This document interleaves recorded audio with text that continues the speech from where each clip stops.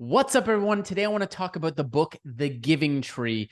It is such a beautiful book, and there is such a beautiful lesson in this book, but it's not what you might think.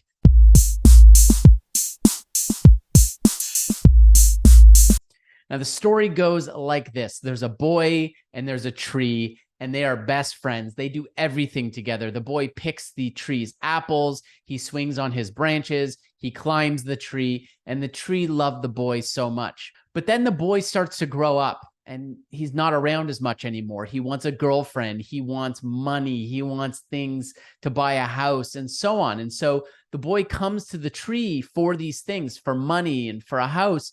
And every time the boy comes back, the tree is so happy. The tree loves this boy so much that he tells the boy to cut his branches to build a house, to cut his trunk to build a boat. Eventually, the tree is no more than a stump, and the boy's not there, and the tree is so sad. Meanwhile, the boy who's been searching his whole life for happiness comes back at the end of his life. He's an old man, and he says to the tree, I don't need much anymore. I just need a quiet place to sit. And he sits on the stump, and the tree is happy.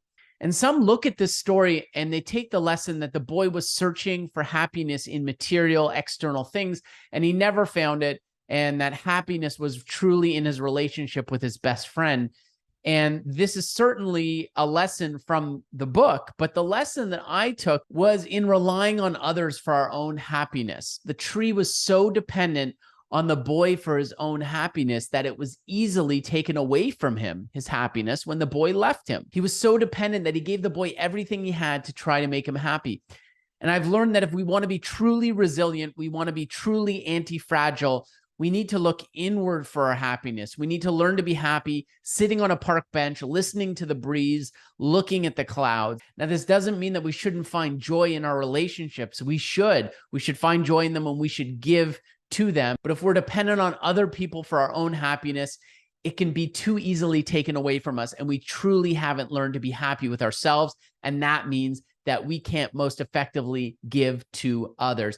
That's it. It's a beautiful story. If you haven't read it, check it out. It's a children's book, super quick read. Read it to your children and be well out there. And if you like this video, don't forget to hit the button below and subscribe.